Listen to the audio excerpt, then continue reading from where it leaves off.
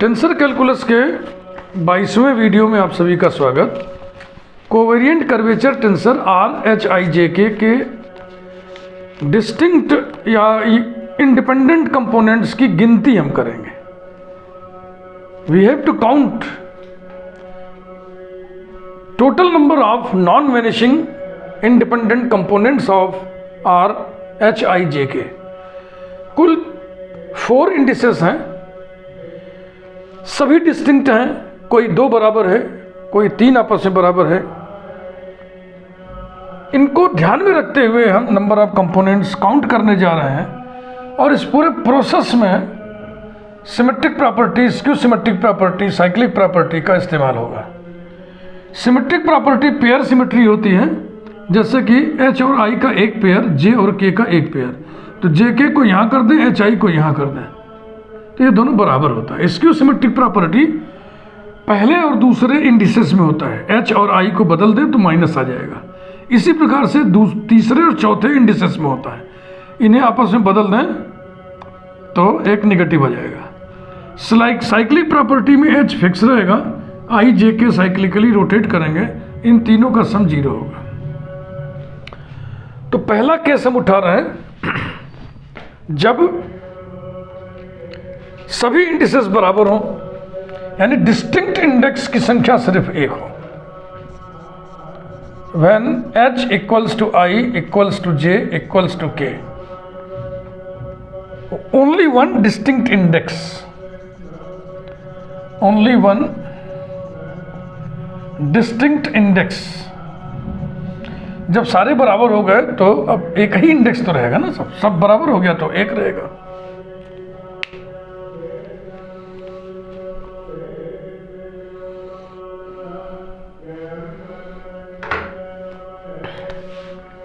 In this case, RHIJK is of the form RHHHH।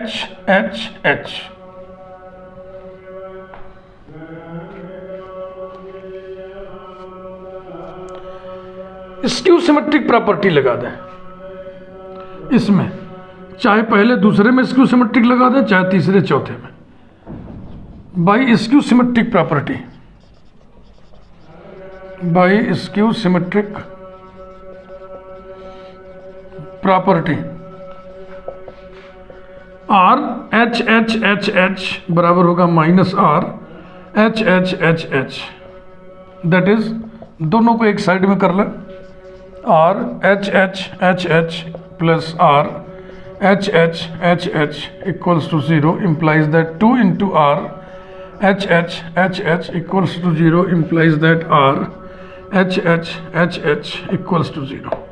जब चारों indices बराबर हो जाएंगी तब आपको कुछ नहीं मिलेगा, 0 मिलेगा। कोई non zero non vanishing component नहीं मिलेगा। ब्रैकेट में हम लिख दे रहे हैं इस केस में, there is no non vanishing या non zero non vanishing component. एक केस हो गया। अब हम क्या करेंगे, देखो 4 इंडिसेस है ना, इसमें हम जोड़ा बना रहे हैं, पहले दूसरे का एक जोड़ा, तीसरे चौथे का एक जोड़ा।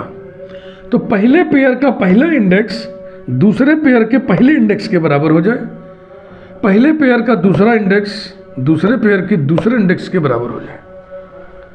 2 जोड़ों को हम बराबर कर रहे हैं, तो 2 जोड़े बराबर कर रहे हैं ना, तो अब जब डिस्टिंक्ट गिनना होगा तो 4 थोड़ी रह जाएंगे, अब वो डिस्टिंक्ट 2 ही रह जाएंगे। तो दूसरा केस हम इस तरह से हेडिंग डाल रहे हैं, when H equal to I, sorry H equal to J, H equal to J, I equal to K, I equal to K, और ब्रैकेट में लिख दें 2 डिस्टिंक्ट इंडिसेस, 2 डिस्टिंक्ट इंडिसेस। ये रहा। In this case,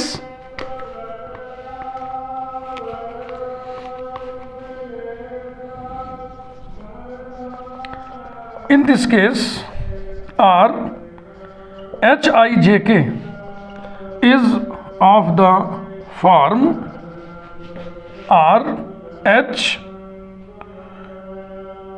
I, और J को आपने H कर दिया, K को आपने I कर दिया, तो फिर HI इस फॉर्म का हो जाएगा। तो दो ही डिस्टिंक्ट इंडिसेस हुए ना, I और H। By skew symmetric property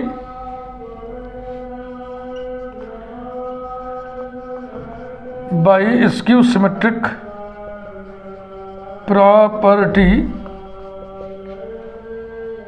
symmetric property क्या होती है पहले और दूसरे इंडेक्स में, यानी इसमें हम H और I को बदल रहे हैं, तो हो जाएगा RIH HI बराबर -R HI। ये माइनस इधर रखो चाहे इधर रखो, ठीक है भैया।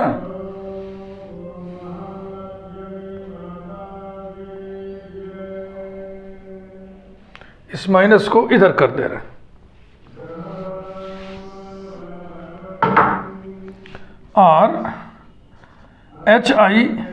HI is equal to R, पहले दूसरे को बदला हमने तो हो जाएगा IH, और इस जोड़े को नहीं बदला।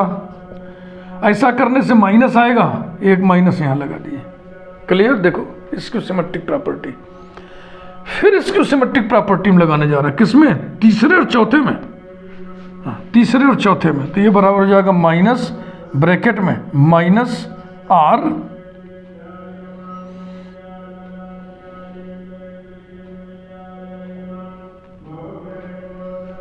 कुछ ऐसा हमको लिखना है,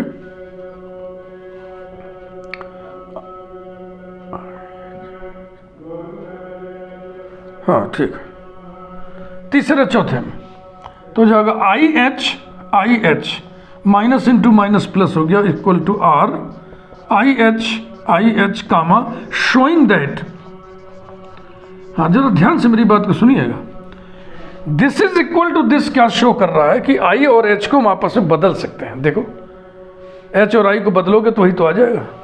showing that H and I can be interchanged, H and I can be interchanged.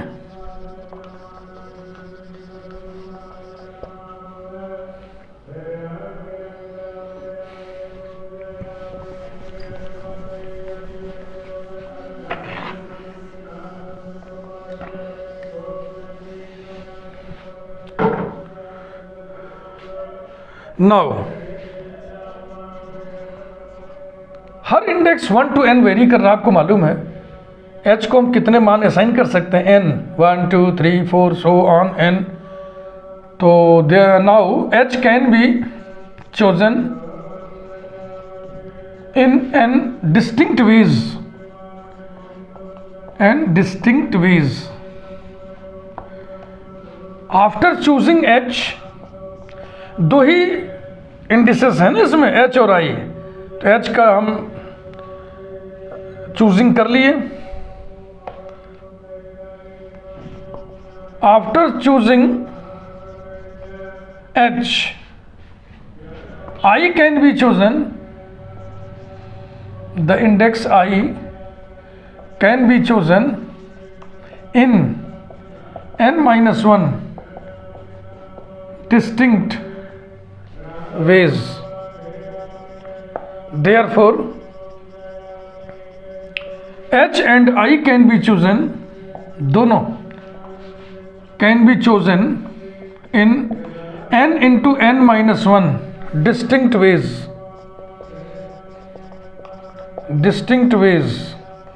but H and I can be interchanged, I और H को आपस में बदल सकते हैं, और बदलने से मान बराबर ही आ रहा है। इसका मतलब ये और ये I और H को बदलने से एक ही चीज आ रहा है। therefore H and I can be chosen in n into n minus 1 upon 2 distinct ways.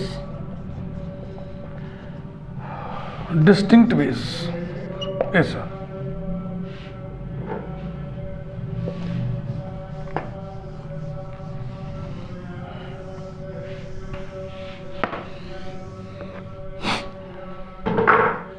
दो केस डिस्कस हो गया।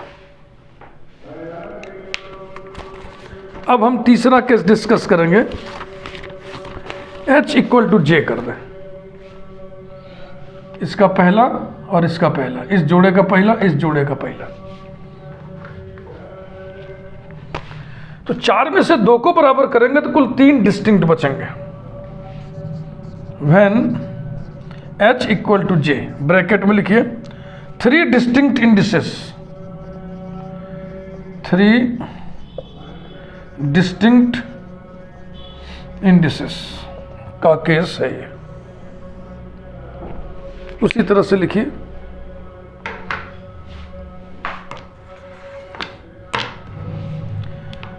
इन this case R H I J K is of the form R H I J को भी H कर देना, H I H K, H I H, H I J H ने H I J K is of the form R H I H K.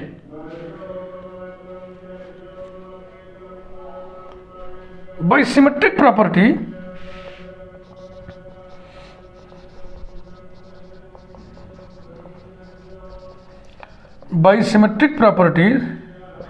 Symmetry होती है pair symmetry. पहला दूसरा की जगह पर तीसरा चौथा लिख दो, तीसरा चौथा की जगह पर पहला दूसरा इंडिसेस लिख दो, दोनों होंगे बराबर। R H I H K बराबर होगा R H K H I। अब ध्यान से देखो जरा, H अपनी जगह पे है, इसमें भी इसमें भी, पहले और तीसरे स्थान पर H है। चेंज कौन हो रहा है? I और K आपस में बदल रहा है ना, देखो, शोइंग दैट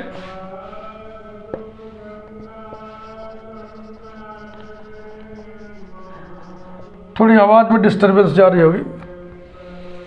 गली में किसी मकान में गृह प्रवेश की पूजा हो रही है, लाउड स्पीकर लगा के पूजा करवा रहे हैं। गृह प्रवेश की पूजा सार्वजनिक पूजा नहीं होती है, गृह प्रवेश की पूजा नितांत व्यक्तिगत पूजा है, और जो नितांत व्यक्तिगत पारिवारिक पूजा होती है उसमें माइक लाउड स्पीकर नहीं लगाना चाहिए, और अगर आप लगाए हैं तो साउंड कम रखिए।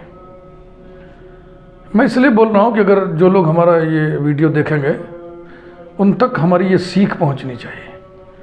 माइक लगा के पूजा करना कोई बुरी बात नहीं है, सार्वजनिक पूजा माइक लगा के होनी चाहिए, और जो व्यक्तिगत पूजा उसमें माइक नहीं लगाना चाहिए, और कम से कम शहर की गलियों में तो नहीं लगाना चाहिए। नॉइस पॉल्यूशन होता है, दूसरे को तकलीफ होती है। देहात में खुला एरिया रहता है, लगाइए, आवाज़ बिखर जाएगा। Showing that I and K can be interchanged,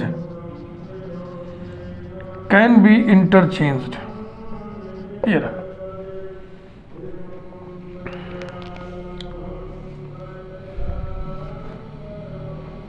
तीन डिस्टिंक्ट इंडिसेस चुनना है। पहला इंडेक्स चुनने के लिए n विकल्प है, फिर एक इंडेक्स का काम हो गया तो अब कितने इंडेक्स बचे? n-1। फिर दूसरे को चुनने के लिए n-1 विकल्प है, फिर तीसरे को चुनने के लिए n-2 विकल्प है, और दो आपस में अदल बदल हो रहे हैं, तो फिर गिनती हो जाएगी आधी।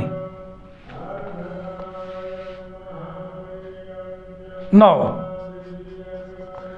ऐसे ही हम लिख रहे हैं। H कैन बी चोजन, एक बार पूरा फुल फॉर्म ज़्यादा लिख दे रहे हैं। H कैन बी चोजन इन,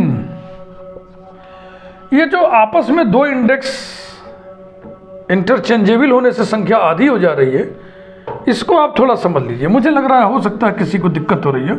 इसको सिखाने के लिए मैं सिमेट्रिक मैट्रिक्स की मदद ले रहा हूँ। A11, A12, A13, A21, A22, A23, A31, A32, A33। अगर ये मैट्रिक्स सिमेट्रिक हो तो ये और ये बराबर होगा, ये और ये बराबर होगा, और ये बराबर होगा। तो देखो क्या है, I और J इंटरचेंजेबल है कि नहीं? I and J can be interchanged. ऐसा होने से ये और ये मिलाकर के कई ठो गिनोगे आप? 2 गिनोगे कि 1 गिनोगे? 1 गिनोगे ना। अगर ये दोनों बराबर है, अगर ये दोनों बराबर है तो 1 ही तो गिनोगे ना। तो वही चीज़ यहाँ भी हो रहा है। अगर I और यहाँ पर I और K को आपस में अदल बदल करने से बराबर हो जा रहा है ना, तो फिर गिनती आधी हो जाएगी ना। जैसे कि इसमें इन जनरल लिखना होगा तो कैसे लिखोगे? AIJ equal to AJI। यहाँ पर ऐसा लिखा होता तो हम कहते I and J can be interchanged, और तब गिनती कैसी हो जाएगी? पूरी गिनती। जैसे कि इसके ऊपर कितने हैं? 3 और 3 नीचे, कुल कितने? 6। लेकिन डिस्टिंक्ट जब गिनना होगा तो कितना गिनोगे? 6/2, आधी कर दोगे।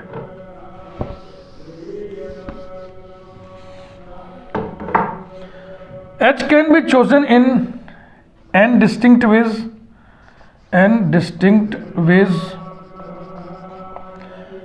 after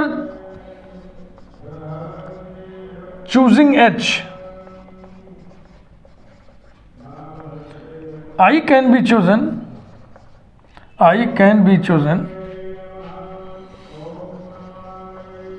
in n-1 distinct ways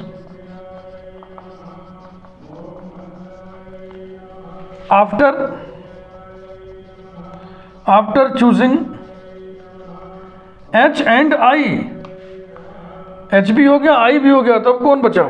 H I के बाद K can be chosen in n into n-1 into n-2 distinct ways। Sorry, extremely sorry, वही पूजा पे दिमाग चला जा रहा है ना, शोर हो रहा है असल में। इन n-2 distinct veg.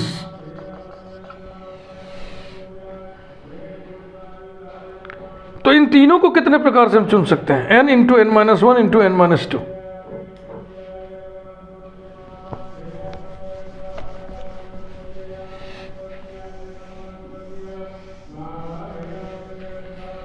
But I and K can be interchanged,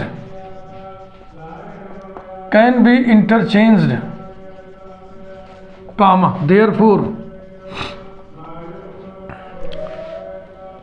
H comma I comma K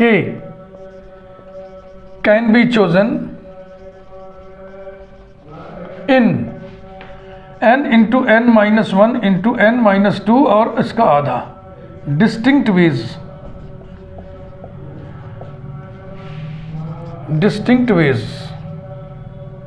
Thus the number of non-vanishing माने non-vanishing distinct components या independent components,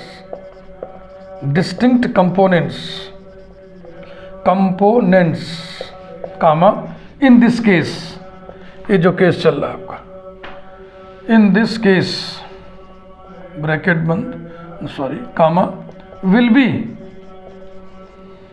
n into n-1 into n-2 upon 2।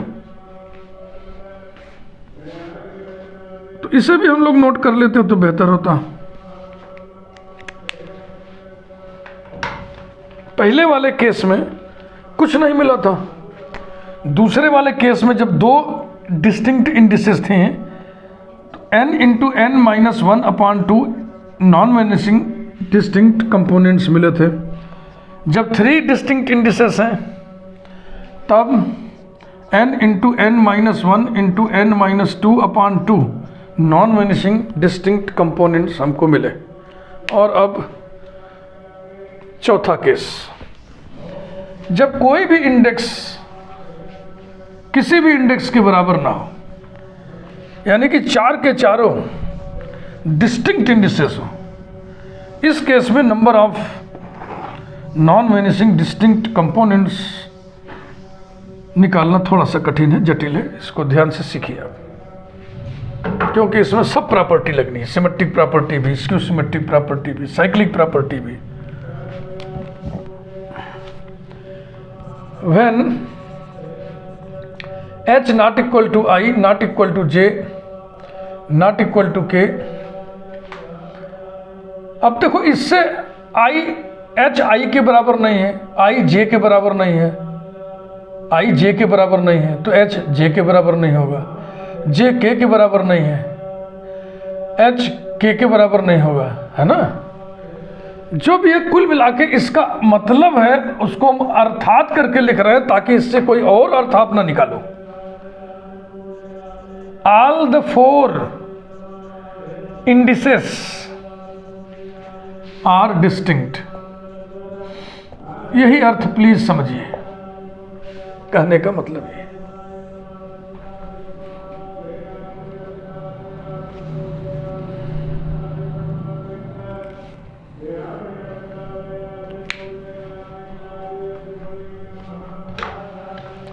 In this case,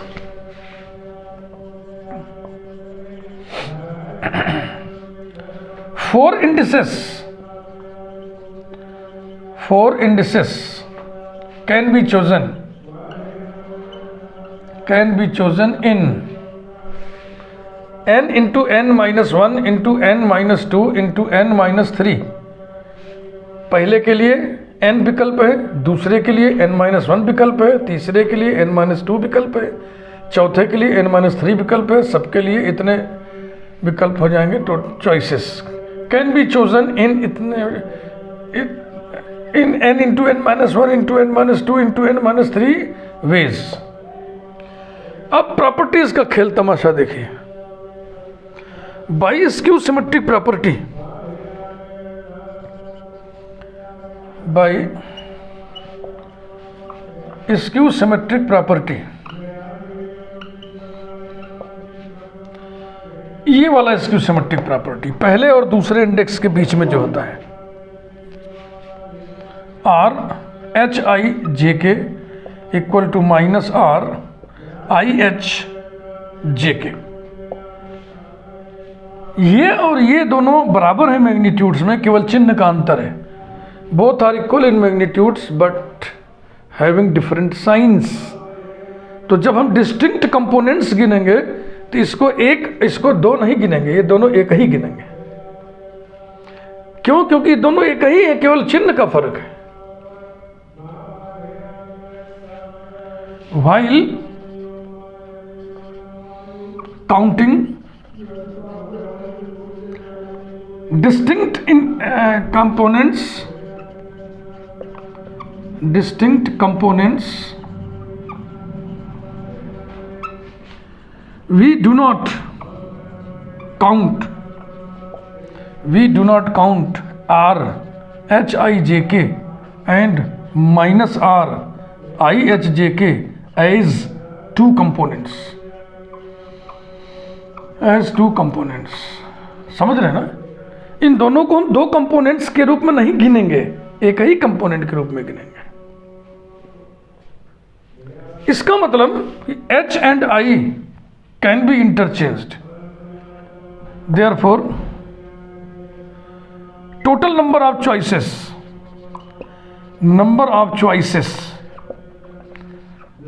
reduces to half कर दीजिए, n into n minus 1 into n minus 2 into n minus 3 upon 2। Again by skew symmetric property,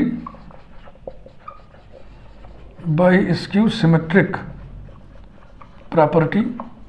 अब की बार तीसरे और चौथे index में skew symmetry लगाइए। तीसरे और चौथे में are H I J K equals to minus R H I K J. फिर यही ऊपर वाला तर्क देंगे, while counting distinct components we do not count R H I J K and minus R H I K J as two components. Therefore, number of choices reduces to इसका आधा n into n minus 1 into n minus 2 into n minus 3 upon 2 का आधा, that is 1/4 n into n minus 1 into n minus 2 into n minus 3। Number of choices देखो घटती जा रही है। अब हम सिमेट्रिक प्रॉपर्टी की बात करने जा रहे हैं। सिमेट्रिक प्रॉपर्टी पेयर सिमेट्री होती है।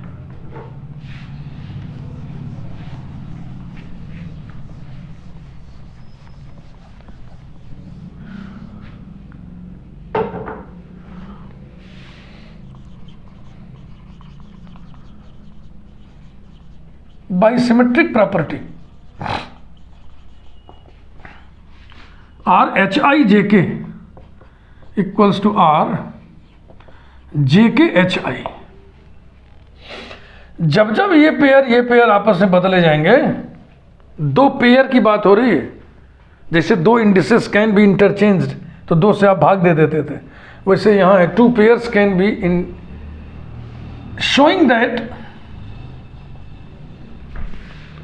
showing that the two pairs कौन कौन से एच आई एंड जे के can be interchanged.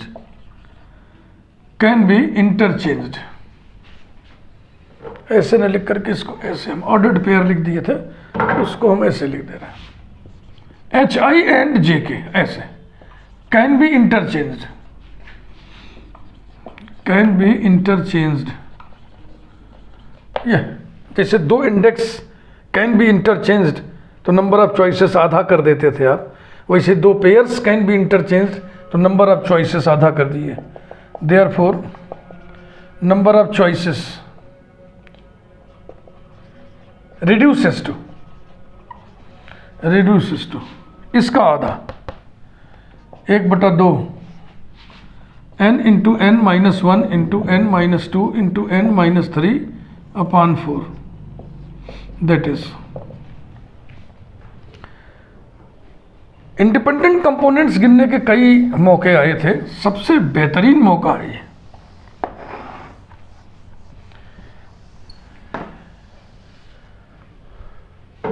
Christoffel symbols में भी बहुत अच्छा लगा था गिनने में। That is n into n minus 1 into n minus 2 into n minus 3 upon 8। यहां तक पहुंच गया। अब साइक्लिक प्रॉपर्टी की बारी है। बाइसाइक्लिक प्रॉपर्टी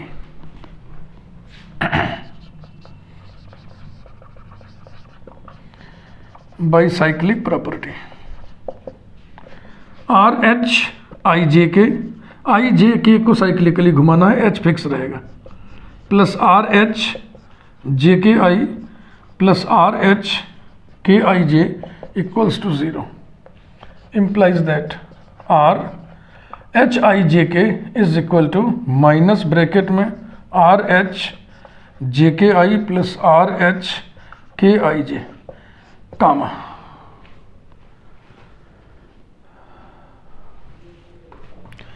दो को जोड़ने से एक ही मिल रहा है, तो इनमें गिनना होगा तो कई तो गिनेंगे हम, दुइये तो गिनेंगे ना, एक ये और ये दोनों मिल करके एक, ये दोनों मिलकर के एक किसी के बराबर थोड़ी, इस पर न जाइएगा क्योंकि इसके बारे में चर्चा हो चुकी है। This plus this is equal to this, यानी कि ये और ये दोनों का sum have same magnitudes but are opposite in sign. तो डिस्टिंक्ट गिनना होगा तो इन दोनों के जोड़ को हम 1 गिनेंगे और इसको हम 1 गिनेंगे। समझ रहे हैं ना? तो कुल कितना हो गया? 2। तो 3 में से 2 ही गिनेंगे हम, 3 में से 2 ही। Showing that out of 3 components, showing that out of 3 components, comma, only 2 are independent, only 2 are distinct चाहे independent। ये रहा, मतलब कुल जितना है उसमें से कितना लेंगे आप? 3 में से 2 लेंगे, 3 में से 2 लेंगे माने 2/3 लेंगे, 10। Total number of choices, total number of, ऐसे लिखा जाए, एक ही तरह का जुबान लिखे, 10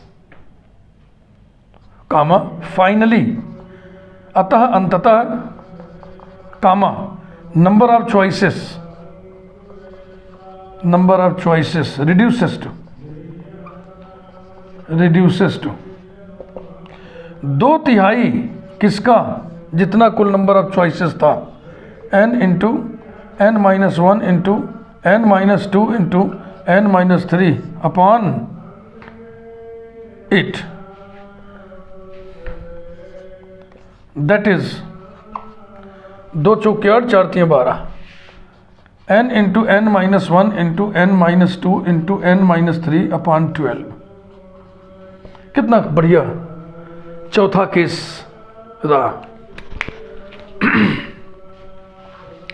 तो चौथे केस में number of non vanishing distinct components आ गया n into n-1 into n-2 into n-3 upon 12।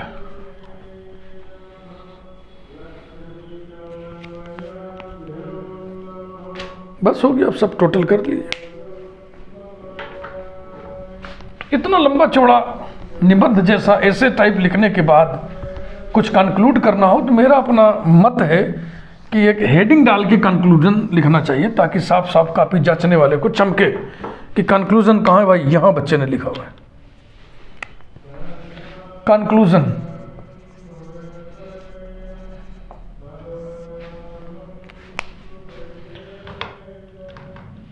Total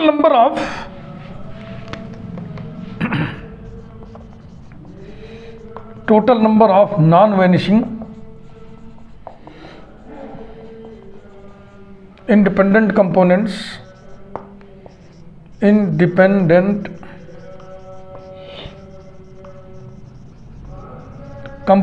of R Hij is n into n-1 upon 2 plus, ये तीनों जोड़ रहे हैं भैया, n into n-1 into n-2 upon 2 plus n into n-1 into n-2 into n-3 upon 12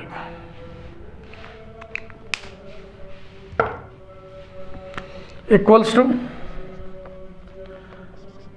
n-1 upon 2 common ले लिए प्रथम दो में से, यहाँ बचा 1 plus n-2 plus n-1 n-2 n-3 upon 12।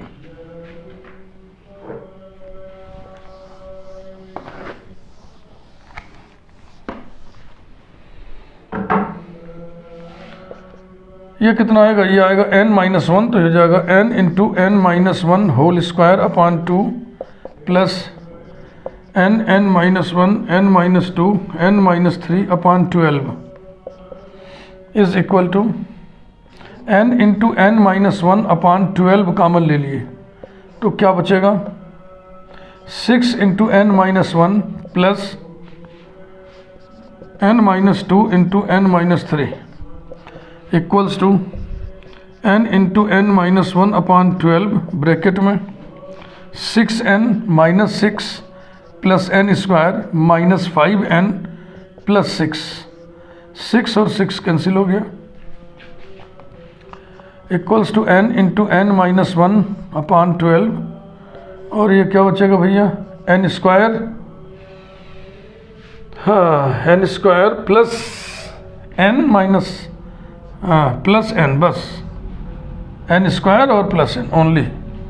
तो इसमें से n कॉमन ले लिया तो हो गया n square into n-1 into n+1 upon 12 equals to n square into n square minus 1 upon 12। यही सही आंसर है, n square into n square minus 1 upon 12। Video को लाइक करिए। अब अगले वीडियो में आपको हम बियांकी आइडेंटिटीज़ के बारे में बताएंगे। Thank you.